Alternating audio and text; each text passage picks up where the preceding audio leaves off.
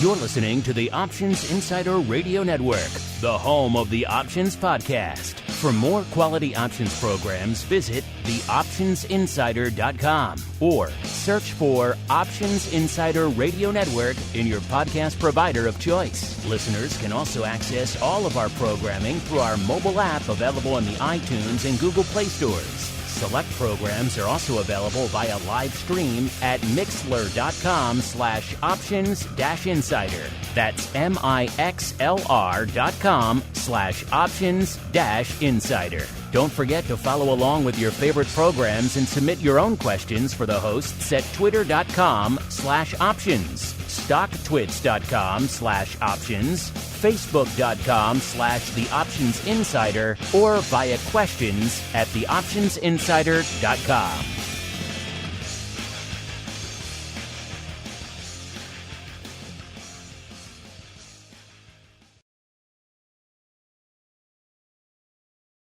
Welcome to Volatility Views, the premier program for volatility traders. Each week, we'll take a deep dive into the world of volatility with in-depth analysis, trading activity reviews, strategy breakdowns, cutting-edge education, and much more. We'll also bring you exclusive conversations with the traders, researchers, and asset managers who are reshaping the volatility landscape. If it involves volatility, then you'll find it on Volatility Views. Volatility Views is brought to you by MIAX, one of the fastest, most efficient trading platforms in the world. MIAX is proud to bring you Spikes Volatility products. Spikes options and futures are traded on the Spikes Volatility Index, Spike, offering pinpoint accuracy, radically faster dissemination, and a highly transparent settlement auction, all for ultra-low exchange fees. It's volatility reimagined. Learn more about Spikes at myaxoptions.com/spikes. Options and futures involve risk and are not suitable for all investors. The statements made are provided for informational purposes only and should not be relied on for financial or legal advice. And now, it's time to take a deep dive into the world of volatility. It's time for Volatility Views.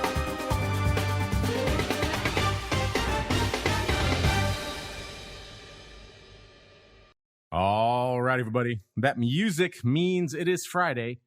It is noon Central. It is 1 p.m. Eastern. Do you know where volatility is? Well, let's go find it together. My name is Mark Longo from theoptionsinsider.com, as well as, of course, from the ever-exciting Options Insider Radio Network. Hopefully, many of you are enjoying all the content that has been hitting you this week. Tons of stuff coming at you throughout the week, including a great pro Q&A with Mr. Tony Saliba. Check that out if you haven't done so already. If you missed it, if you're not part of the pro club, you know where to go to learn more. TheOptionsInsider.com/pro is the place to go. There's still time. If you want to get in there, you can join us a little bit later today in the secret club for options oddities. Spoiler alert, should be an odd one this week, as it is every week there on Options Oddities. So join us for a whole bunch of fun after this show for those of you in the secret club. Of course, however you listen live after the fact, a legion of people on demand on platforms, many and varied out there. If you like what you hear, rate and review. It does help new folks continue to discover the show. And as we've seen from all of our numbers of late, there are a lot of new people out there discovering the world of options and volatility.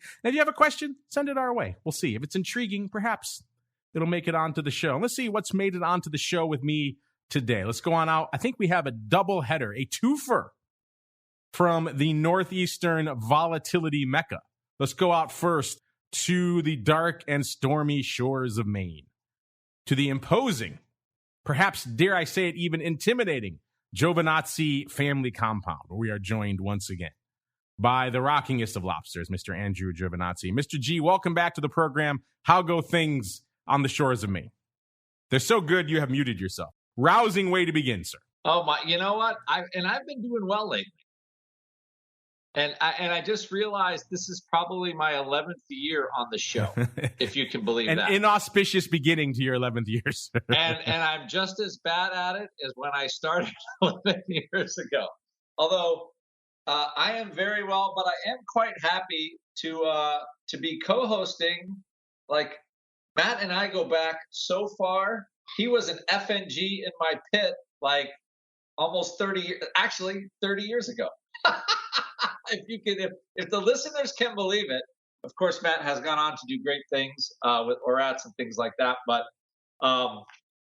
anyway, I'll leave it at that. But we also have, I think he has a New Hampshire compound, and I have a Maine compound. So this is the battle of the dueling compounds in New England. Yes, adjacent compoundage, because we go a little bit farther afield from Maine, but not too far, to the very short coastline of New Hampshire. They have one. You got to look for it, but they do have one, where we are joined in the MyX hot seat this week by the Oracle of New Hampshire himself, Mr. Matt Amberson, from ORATs, also from back in the day with Mr. Rock Lobster in the pits over there on the Seaboat. Just shows how incestuous the options world is at the end of the day. Everybody knows each other, even if they're scattered to the four corners of the earth, or in this case, to the far northeastern quadrant of these here United States. Mr. Matt, welcome back to Volatility Views, sir.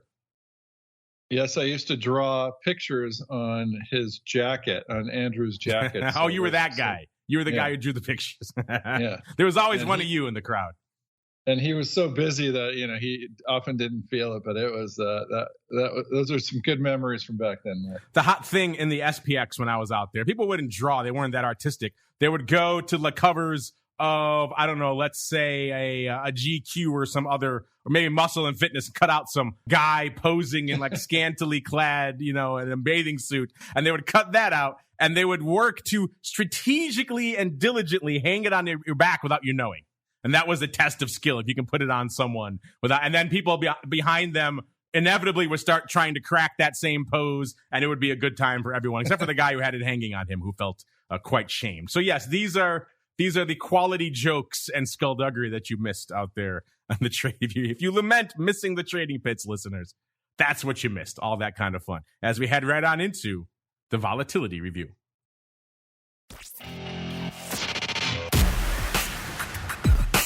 It's time to break down the latest developments in the volatility trading world. It's time for the Volatility Review.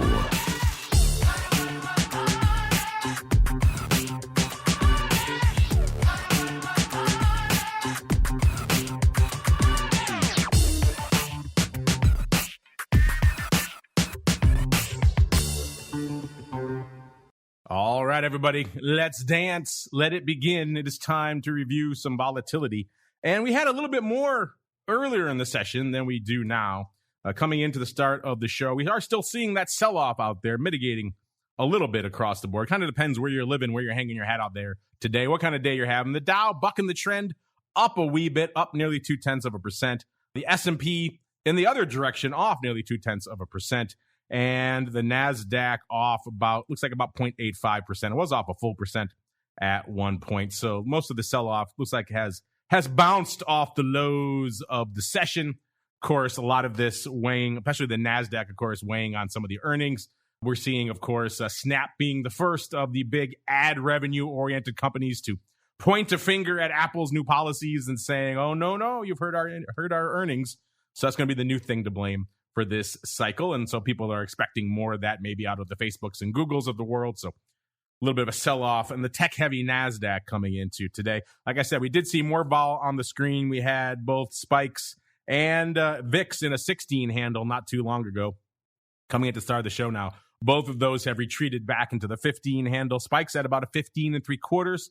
That's still up from last week, up, but not quite half a point, about 0.4 of a point. So not a huge move, and certainly not as big as it was earlier in the session. VIX Cash, same deal, was up earlier today. Now coming into today's show, it is at about a 15.5. When we kicked off the show, puts it down actually 0.75 of a point from where it was at this time last week.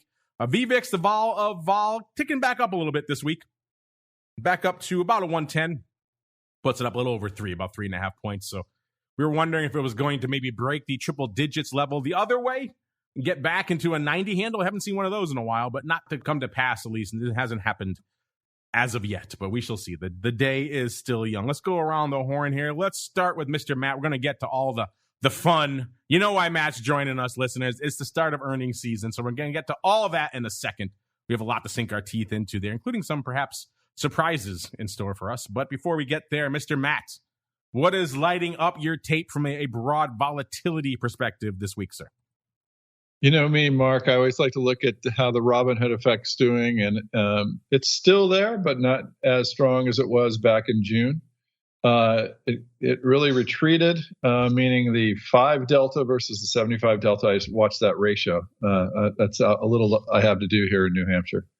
And it dipped below 1, and now it's above 1 again. So that's one skew I've been looking at. And then just the put-call skew, we call it the slope, of the SPY finally came off. It was pinned at the top at a 100 percentile, but now it's down, came below the 50 percentile and is right about the 40 percentile for the year. So that skew has come off, which is interesting.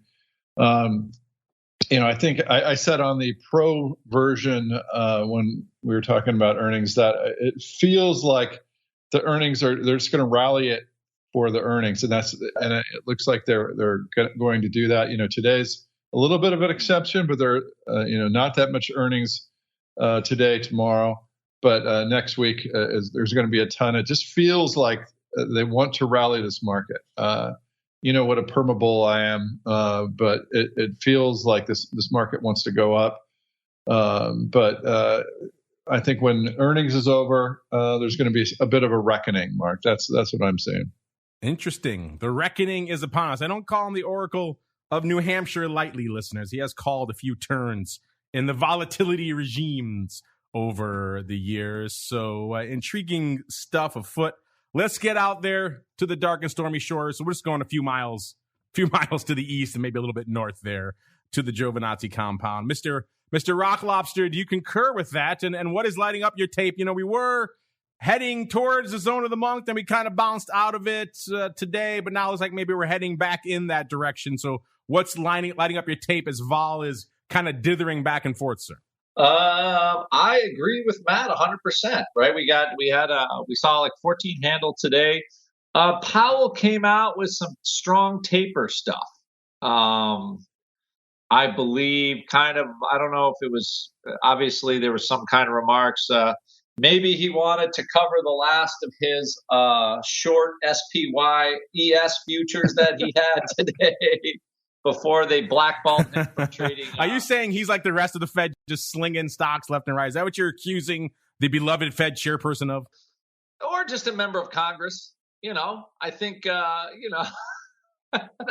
pretty much any of them. They're just gunslinging all day. So, yeah, I agree with Matt. All the because we have sheets we provide our clients with stuff, and all of our skew indicators have dropped like a ton. They were blistering the top of, and they've been like that for some time, and they've come off substantially. Like Matt said already, cut in half basically where they are relative to the standard deviation range. So that's how VIX gets lower. That's how you get lower numbers. How do you get into the zone of the monk? People start selling puts again, and people, I think will be funny to see is, and I agree with Matt here on upside, like how upside, if it starts to catch a bid again. And I'm interested to see if Matt, because I really don't do any upside work at all. I think Matt does. He's got a lot more, he's got a lot more volatility tools under his belt. But it would be interesting to see if people are coming for calls again. I personally like the trade I like now is I just want to buy a ton of VXX puts. I'm going to buy upside calls, and I will hedge with just some upside VXX, just because I don't think this curve is going to hold up. The vol's too low. Nobody cares about anything. Stocks just keep going up. I mean, Intel is down 10%. Nobody gives a damn. And the reason why, because everybody's expecting AMD and NVIDIA to do great. So, you look at this stuff, and next week is big, I think, as far as broad market goes. We could see, I believe we'll see drastically different VIX. We could see like the 13 handle or 22, 23 again on Friday after all the biggies report. So, because if it kind of sucks, that's going to drag the market down. But if it's kind of in line, I think it'll be a vol killer. So I think there's more trade around VXX, to be honest, because it's a good part of the cycle. It's relatively weighted to November right now, or UVXY. So again, Like the more sensitive those products are, like the more I prefer to load them when they are more poised to move on one future instead of two. If you're an option buyer, if you're an option seller, you're waiting for slightly different things in the cycle.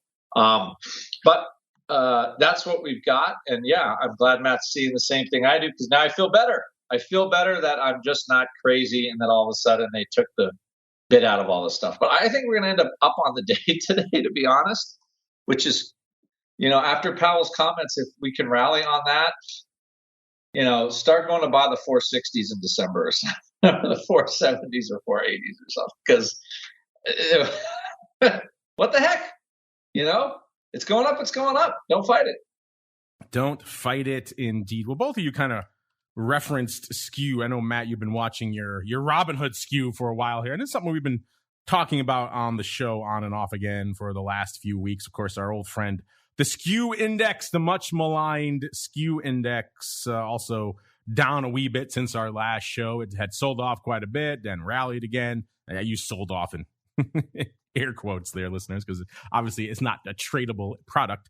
And then coming into today's show, it's off another about almost 3 points from where it was this time last week. Just a little bit shy of 141. So still frothy, still elevated, but not up at those 150 plus range like it was not too long ago out there. And look at all the measures. I mean, Rock Lobster just talking about it. We talked about it on TWIFO, showing the put skew, at least the part that everyone really cares about, is not quite as big as it has been. Mr. Matt, we were talking on the show not too long ago, some studies coming out, I think it was a Susquehanna, showing that when we see a big decline in the skew index, I believe their metric was somewhere on the order of 10%. That usually correlates to a pretty robust period. I forgot how long it was over the next 2 or 3 or 6 months of a rally in the SPX as a result. Are you a believer in that kind of correlation of the skew index and overall skew in general to what we see out there in the broad markets? Good leading indicator for you? And what do you think about what we're seeing out there right now from a skew perspective, sir? So I do look at it, but we also have these machine learning tools that go through all our hundreds and thousands of different combinations of variables that we look at. Skew is one. I mean, you could see it when the market sells off and the skew flattens out. That's usually pretty good, and so that is one. But we found it more difficult. Our machine learning likes things like what are the component volatilities versus the weighted volatilities versus the ETF. It likes that a lot. And it even likes, this is going to be a strange one, but I think I've had to think about this a bit. So we do this forecast of implied volatility based on these inputs, kind of our, regression analysis. And when the regression analysis gets to a certain point, and it gets high, that is showing some, that's usually good for the market. When it gets low, and when it can't predict implied volatility, that's when it's bad for the market. So I thought that was when you go and just have a machine test all your stuff, and then that things like that pop out, you scratch your head for a bit, then you say, okay, well, I could get behind that. There's some intuition behind that. If it's difficult to predict. Some our forecast volatility, that probably has something to do with something else is going on that we're not seeing. So I thought that was interesting, and also we do these forward volatility relationships. Andrew's going to like this because he was a master time spread calendar man. But we price calendars based on just a variance type.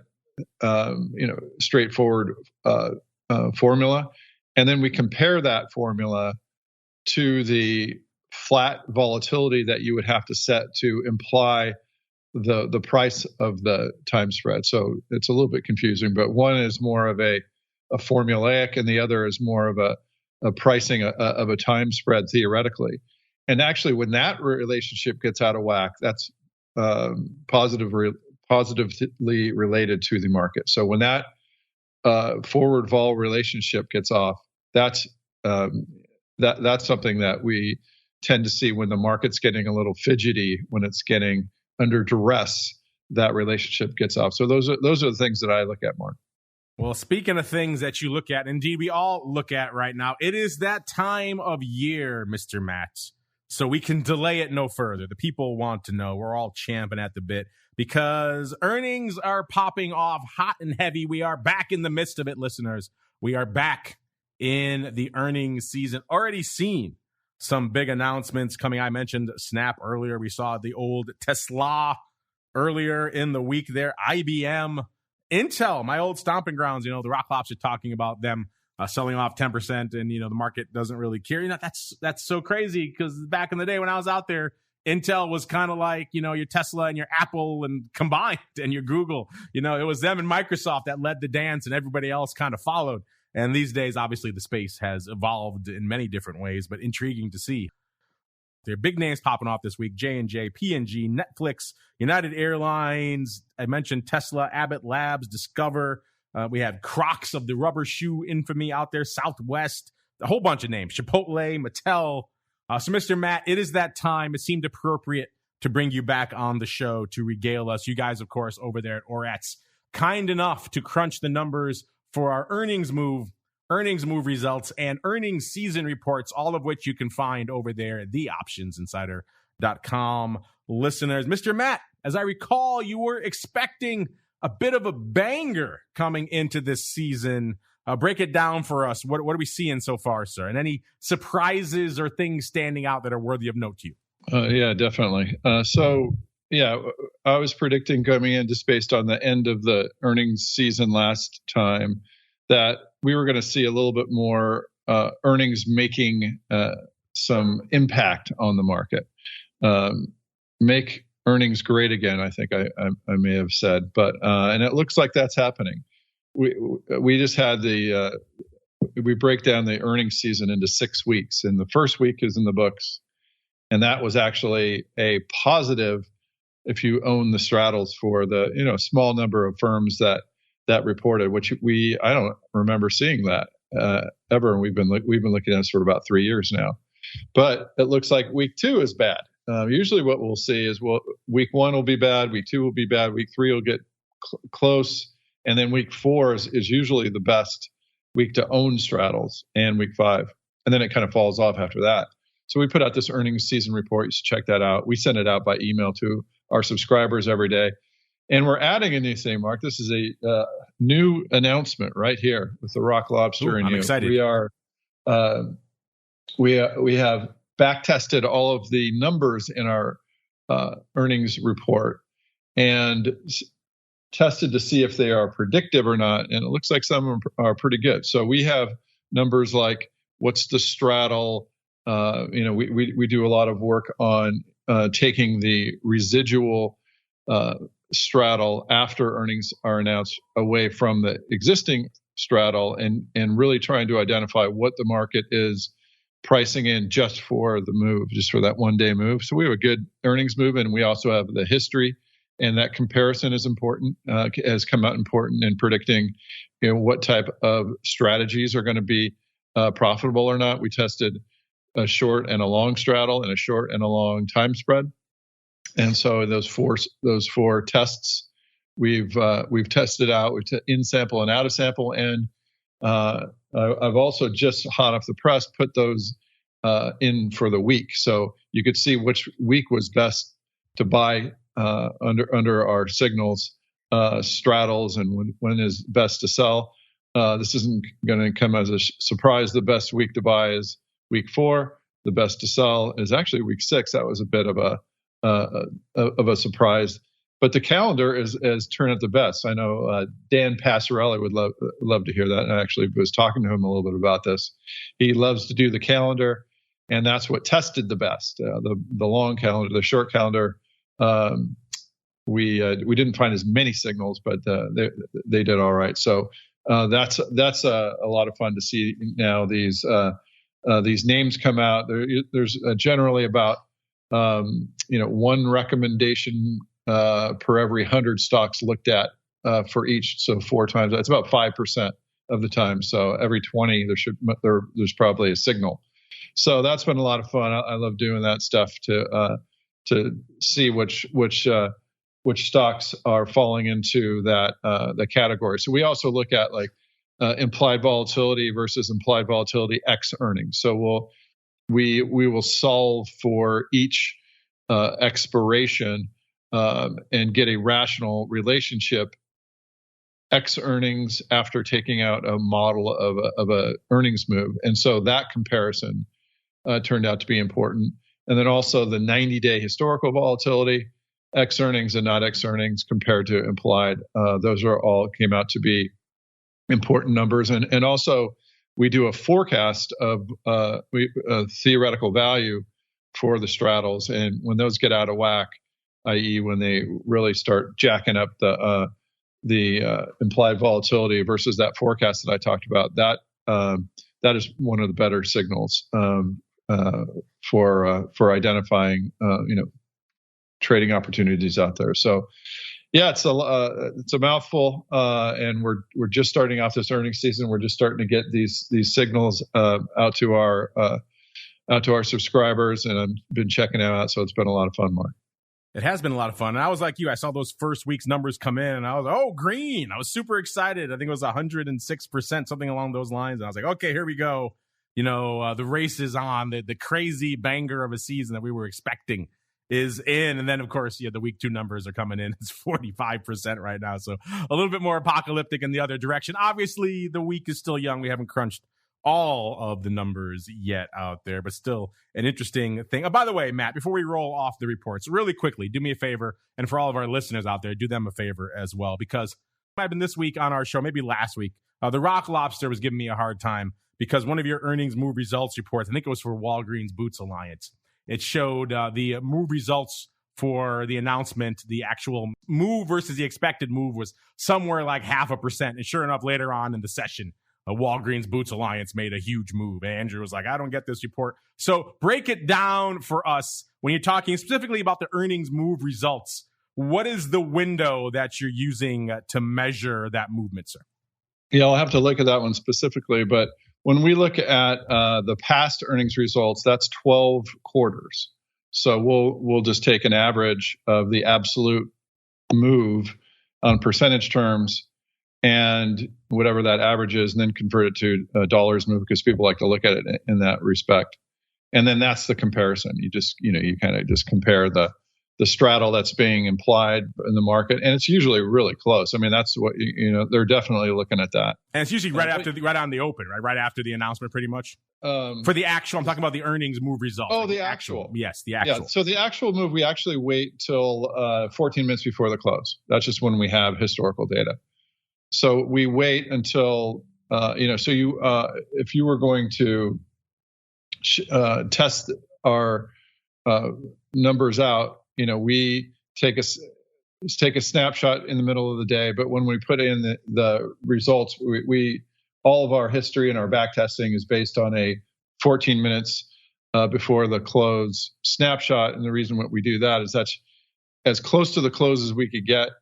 But as Andrew and I know well, some weird things happen to the bid-ask spreads and market levels as you get close to the close. So we try to get as close to the close without getting too close when the markets start getting a little bit less liquid, Mark. There you go, Mr. Rock Lobster. If you stop giving me a hard time, you can pass it over to your neighbor in the compound to the southwest there as we keep on rolling. We could talk earnings for the rest of the show. I know you folks love it. You guys can find it all for yourselves. TheOptionsInsider.com. Click on the Options News and Articles tab, and then you can see the earnings move results, and earnings season. And the first week of the earnings season was shaping up pretty good. So far, week 2, not so much, but we shall see. You know what else we're going to see? What the heck's going on in the world of the actual tradable volatility products that you folks all love?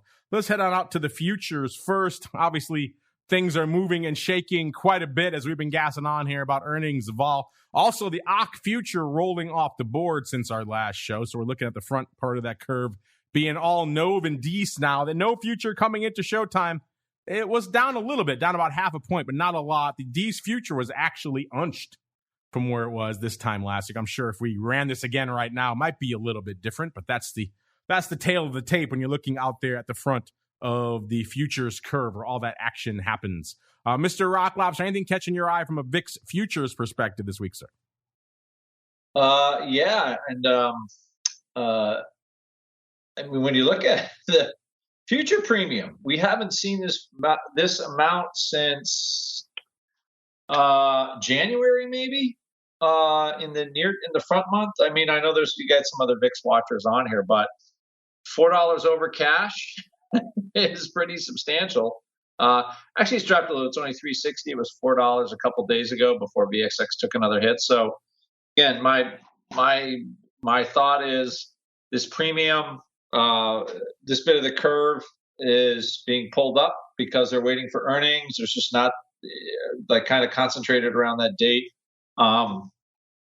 Then after earnings, I think we're going to see maybe $1 come out of the futures from here by Friday. So we'll see how significant the drop in vol is. Like Matt pointed out, like having the curve relax substantially, there's a little bit less of a bid for vol.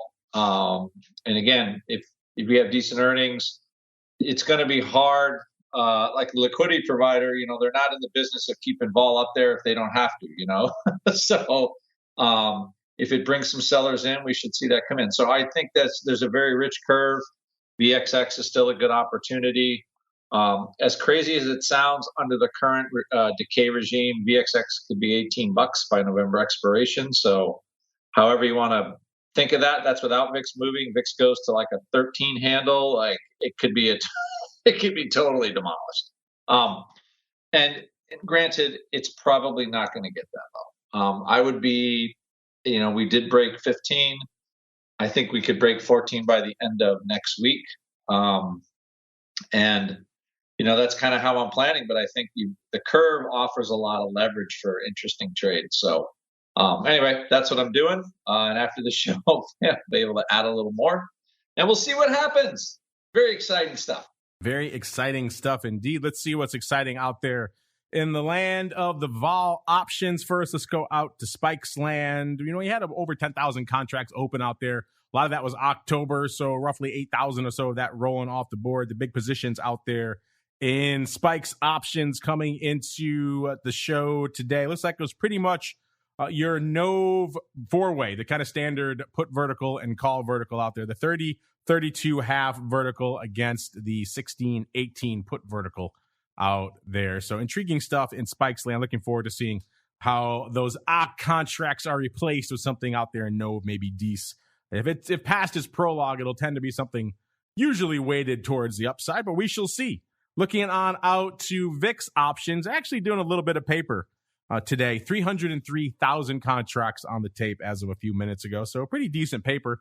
The ADV this week, 446. If that sounds familiar, it's because it's literally exactly the same as it was this time last week. It has not changed an iota, which is kind of weird, and I don't think we've ever seen that in the length of time you've been doing this show. So no change from an ADV perspective, which is a little bit bizarre in and of itself. Let's look at the top positions. What are the size open positions out there in VIX right now? Let's start with number 10. Obviously, these numbers a little bit lower because, again, we just saw a lot of roll off the board. So the number 10 only cost you 102,000 contracts to break into the top 10 in VIX right now. If you know anything about VIX, that's pretty low. That gets you to the Jan 17 puts, our first and only Jan in the top 10 today. By the way, if you're wondering, 60-40 puts to calls. So still biased towards the puts, but swinging a little bit more egalitarian this week. Number 9, we have a little bit of a call strip going on here. Number 9, 113,000 of the Feb 65s, our first and only Feb. So number 10 and 9 are Jan and Feb, and that's it for the rest of the top 10. Number 8, 117,000 of the DECE 30s. Number 7, 121,000 of the NOV 20s, and that's most of our calls right there. And number 6, $150 of the D17 puts. Number 5, our fourth and final call in the top 10, 151,000 of the NOV 60 calls. Number 4, $167 of the NOV 16 puts. Number 3, $167 as well, so kind of a tie for third effectively with the NOV 18 puts. Number 2, 204,000 of the NOV 17 puts. And number 1 out there in VIX options right now, the size position, it is the NOV 15 puts, 298,000 open on that strike. Total of about 6.4 million contracts open out there, about 2.5 million on the puts and about 3.9 million on the calls. Getting into the action, what we're seeing out there this week, like I said, today, a decently active day, actually, 303,000 contracts on the tape.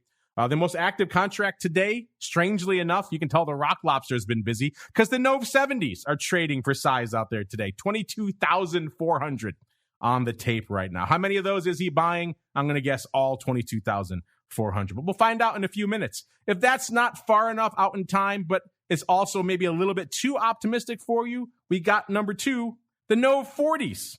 18,200 of those on the tape today. So some intriguing strikes dominating our top 5 today. Number 3, 17,000 of the Nove 15 puts. That's more along the lines of what you expect. Number 4, 16,000 of the Nove 16 puts. And rounding out a very weird top 5 today, 15,700 of the Dees 95s. What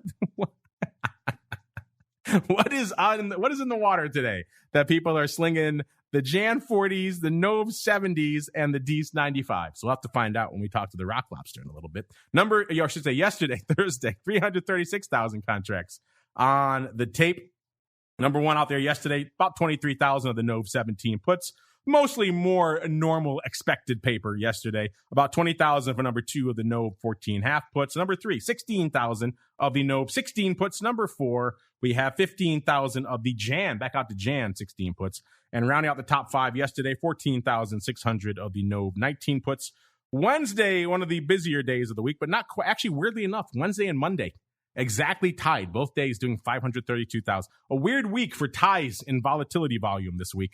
Wednesday, 532,000. The most active contract on Wednesday, 76, almost 77,000 of the Nove 15 puts. Once again, that was the big dog. Number 2, 44,000 of the Nove 16 puts. Number 3, 22,000 of the Nove 50s, followed by 21,000 of the Nove 40s. So looks like perhaps a bit of a vertical. Also 21,000 as well of the Nove 20s.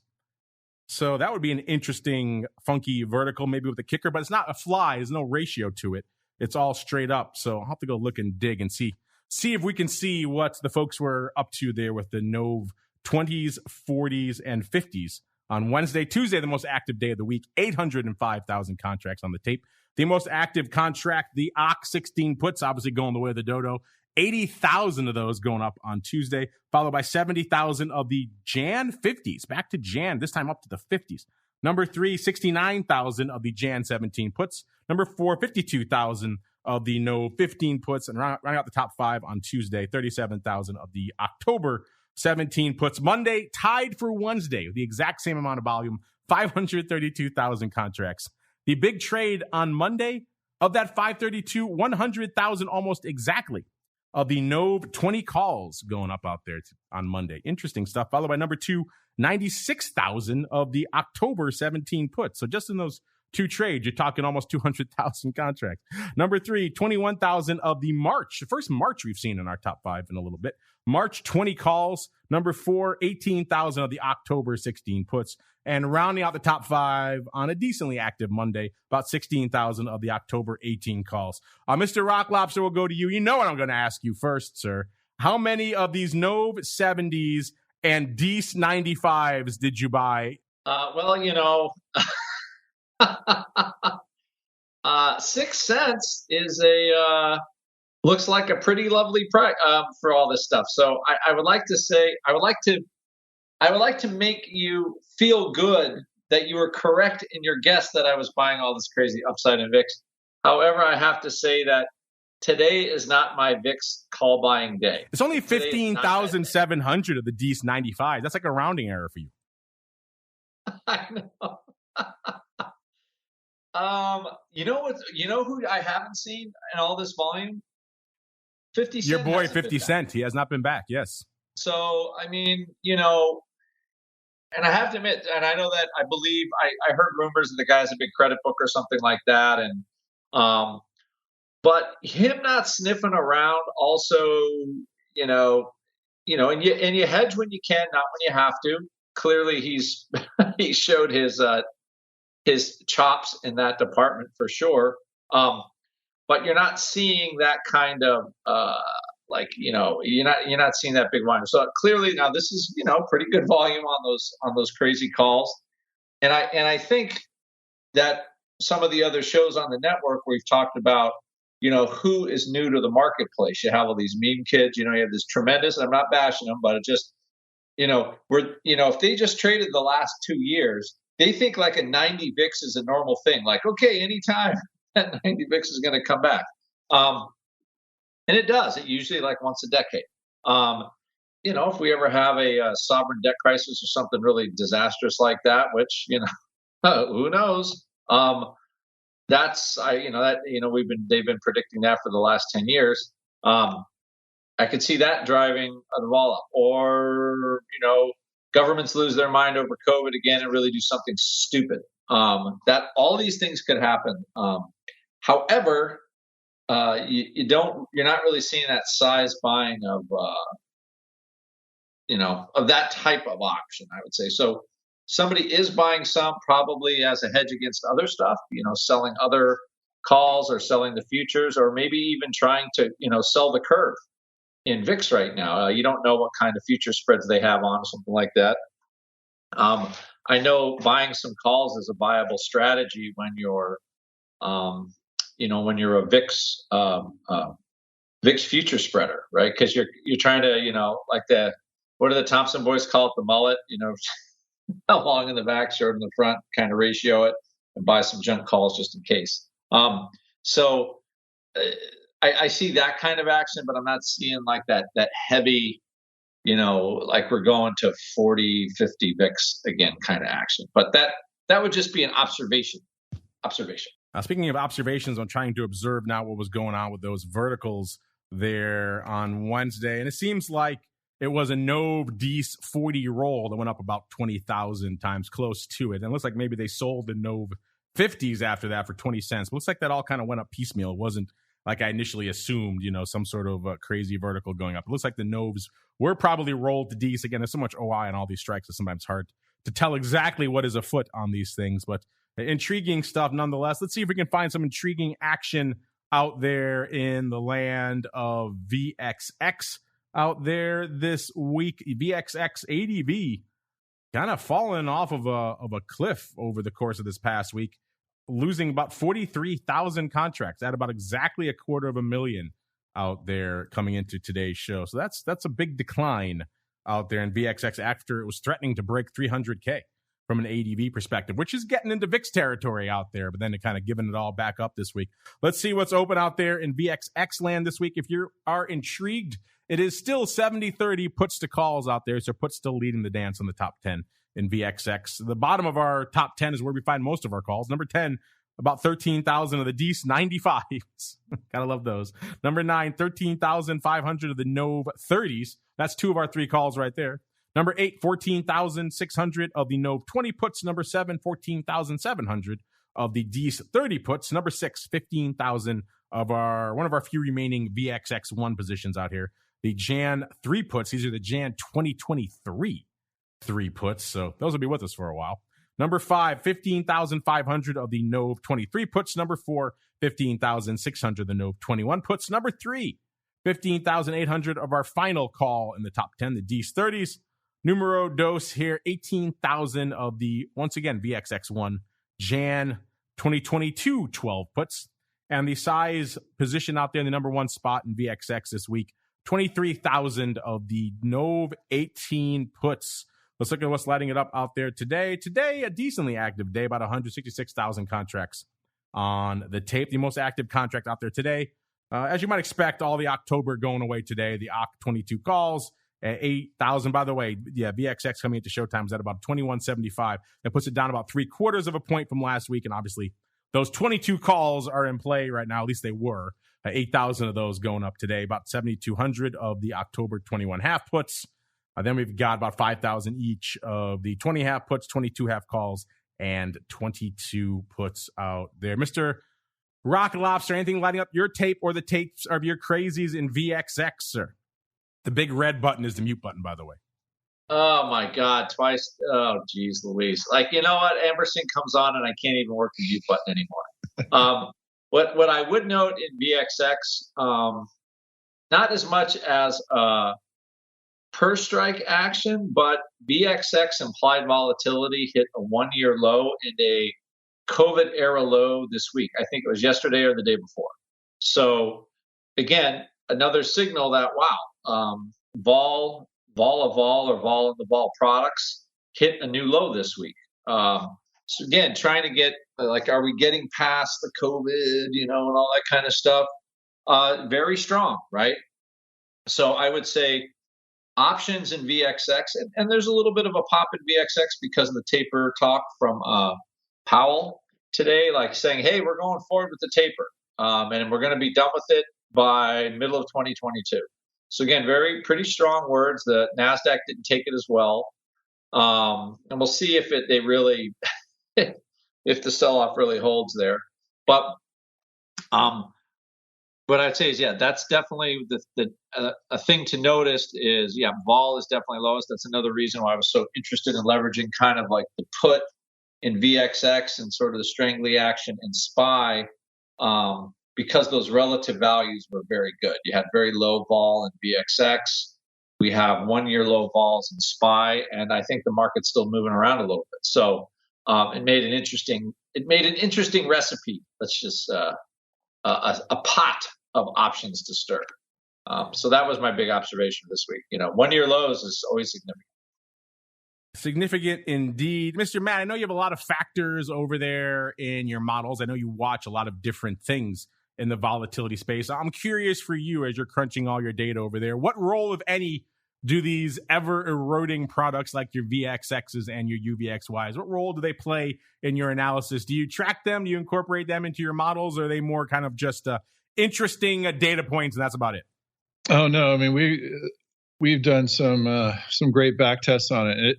As you know, I like to own these really long-term SPY puts, way out of the money puts. So I'm always looking for something, to help me out on the theta or help me out in some other way. So, we've back tested a lot of UVXY put spreads and short call spreads, and they look good. So I'm often in those.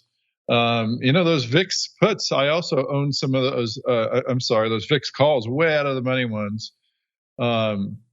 We've tested just some ratios, and so that I think that's appealing to a lot of people. So I like to put on those ratios, sell one, buy 3 or 4 of the 100. I think I even have 130s in Jan or something, and then you buy in the call when it decays, and then you're left with these really small, way out of money calls that are as market makers we used to love to have anything like that, like way out of the money puts, way out of the money VIX calls. So that's how I tend to look at these instruments. I think they could really help. When you're I want to have puts, but I want to pay for them, and I want to use these vol products to help me do that.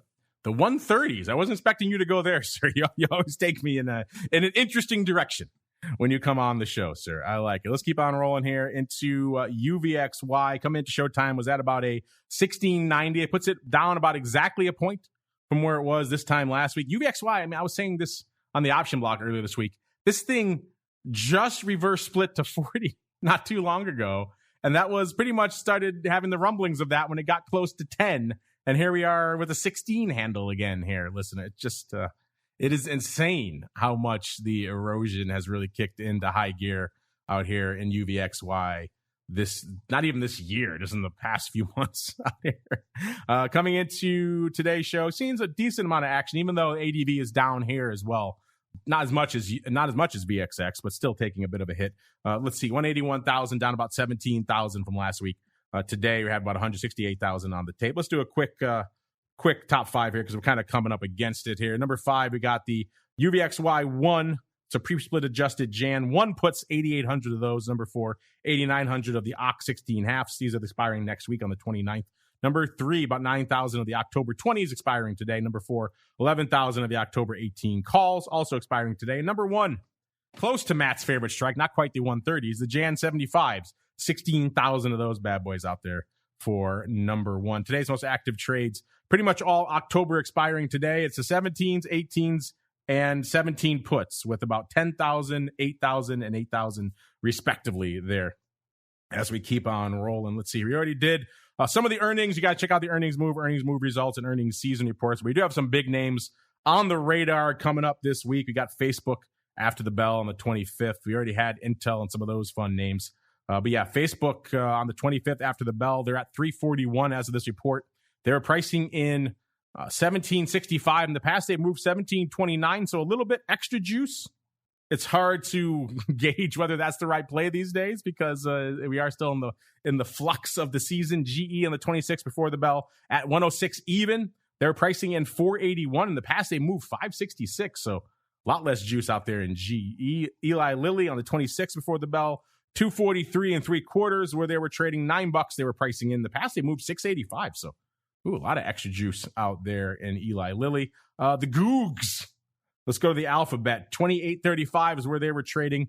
They're pricing in 108.5. In the past, they moved 125.40. So a lot less juice in Google. Again, the past is prologue. Hard to argue with that. Let's go out to Ford. Everyone's favorite meme, not meme. Is it a meme name? I got a feeling we'll be talking about Ford maybe a little bit later in the oddities again, listeners. October 27th is Ford. You can argue that maybe they already had their earnings move. The thing has popped over the last week. I was trading $16 as of this report.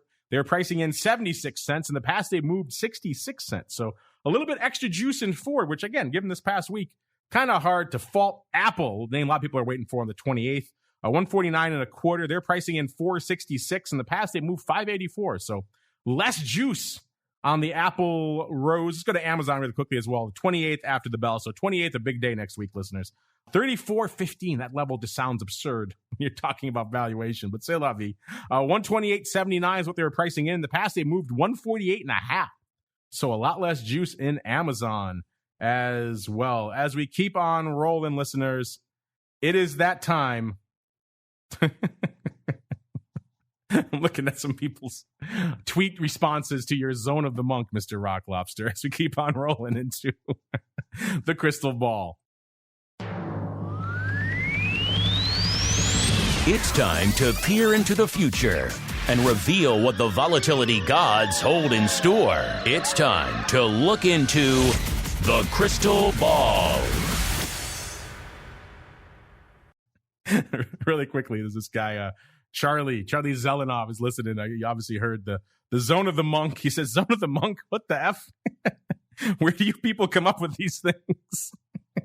I'll give you the Zone of the Monk, and he includes it looks like a link to a GIF of one of those Shaolin monks doing some crazy moves out there. So he appreciates Zone of the Monk, which I can appreciate, Mr. Rock Lobster, as the person who coined that phrase, sir. What say you?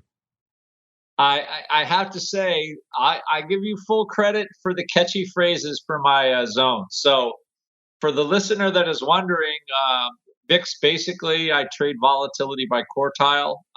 Not earth-shattering, but it's good to know that Zone of the Monk is 9 to 12. It's the lowest VIX zone. And basically, I trade it in quartiles, and it's a trading system I have. So anyway, that's what it is. Zone 1 is Zone of the Monk.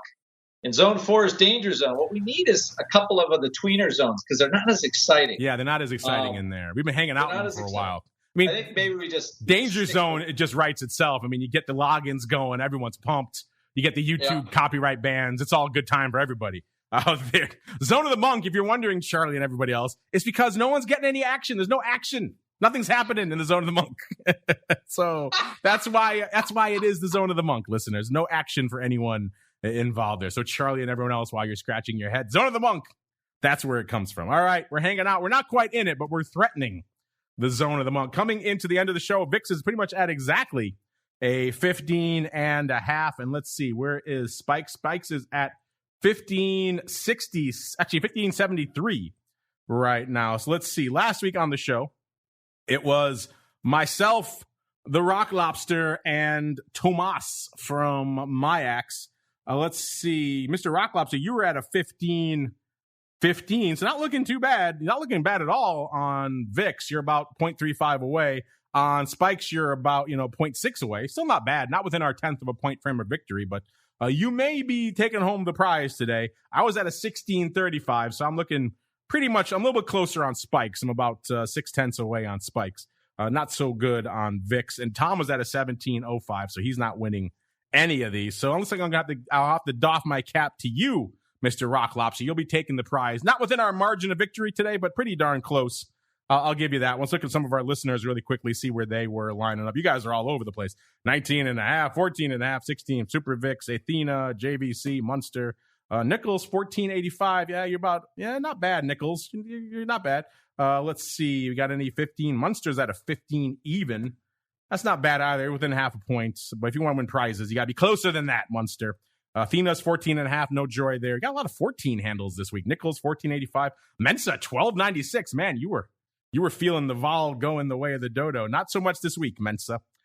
Frank was at 16.5. Options Queen, 16.75.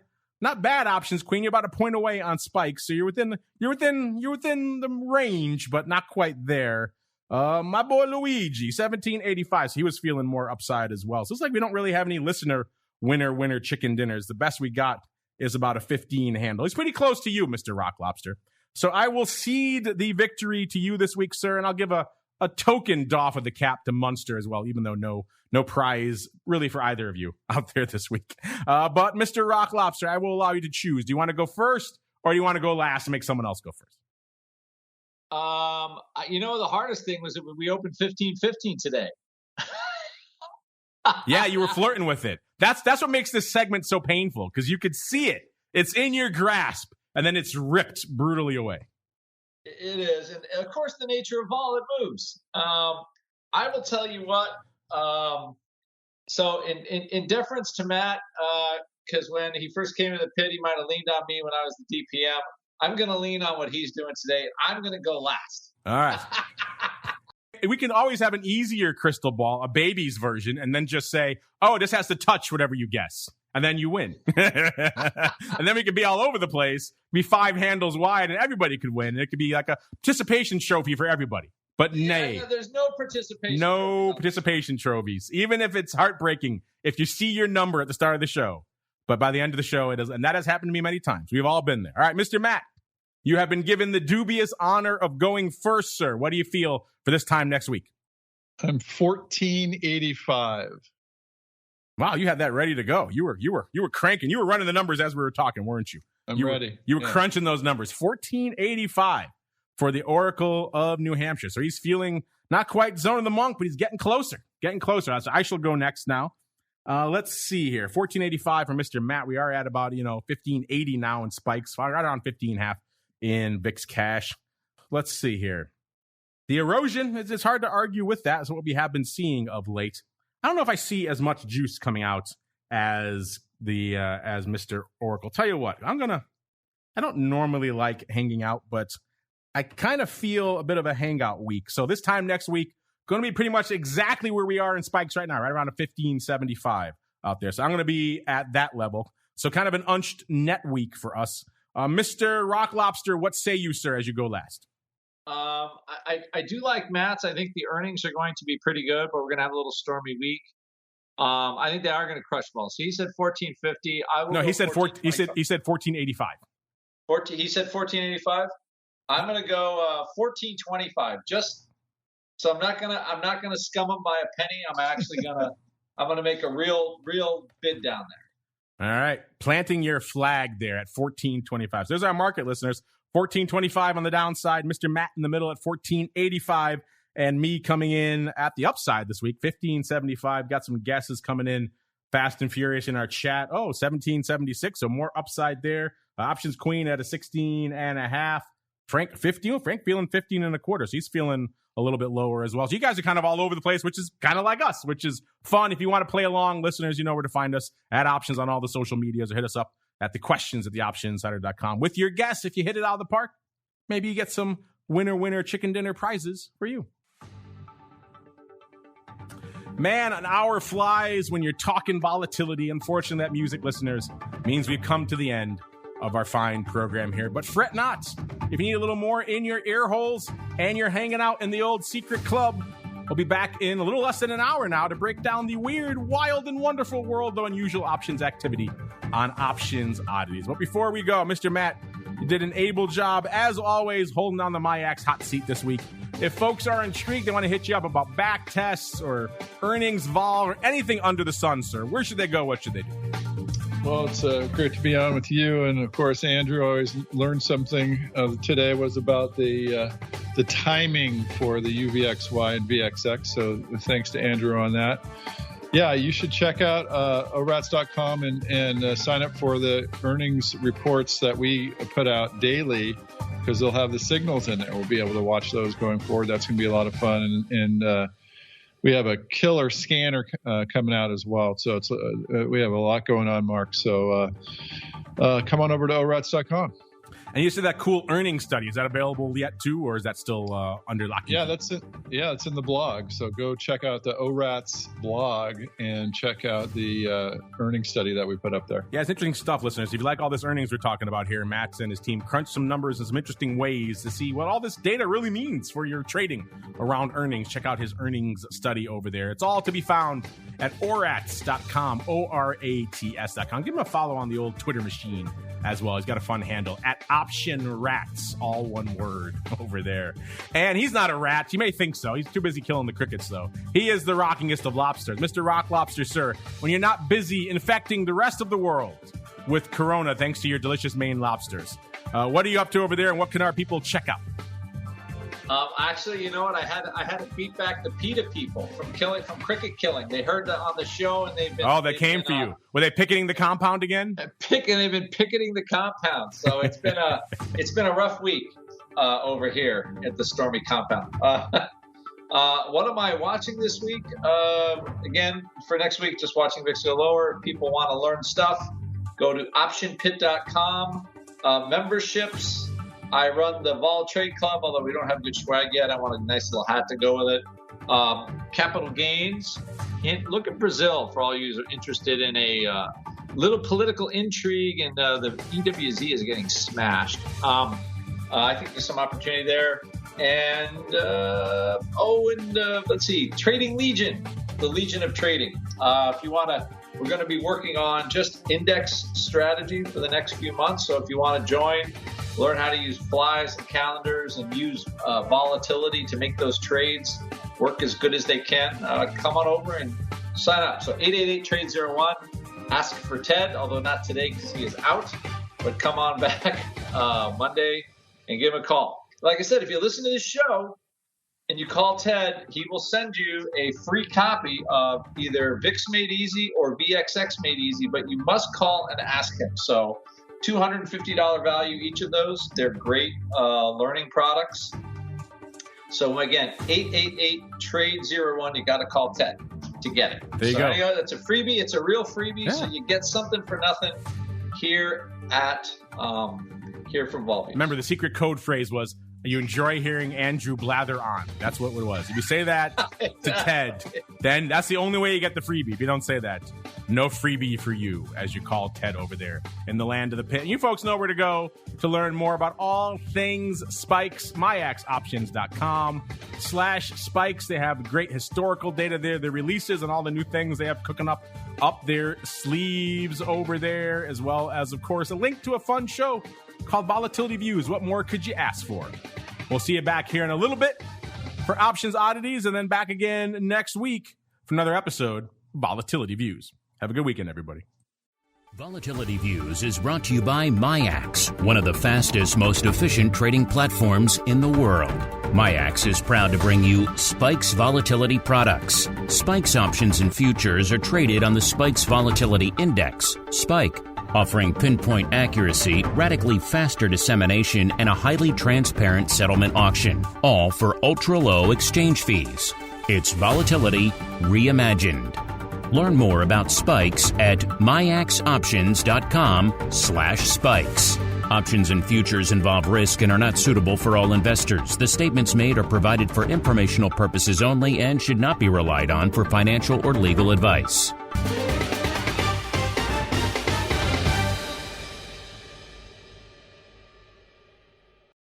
You're listening to the Options Insider Radio Network, the home of the Options Podcast. For more quality options programs, visit theoptionsinsider.com or search for Options Insider Radio Network in your podcast provider of choice. Listeners can also access all of our programming through our mobile app available in the iTunes and Google Play stores. select programs are also available via live stream at mixlr.com/options-insider. That's mixlr.com/options-insider. Don't forget to follow along with your favorite programs and submit your own questions for the hosts at twitter.com/options, stocktwits.com/options, facebook.com/theoptionsinsider, or via questions@theoptionsinsider.com.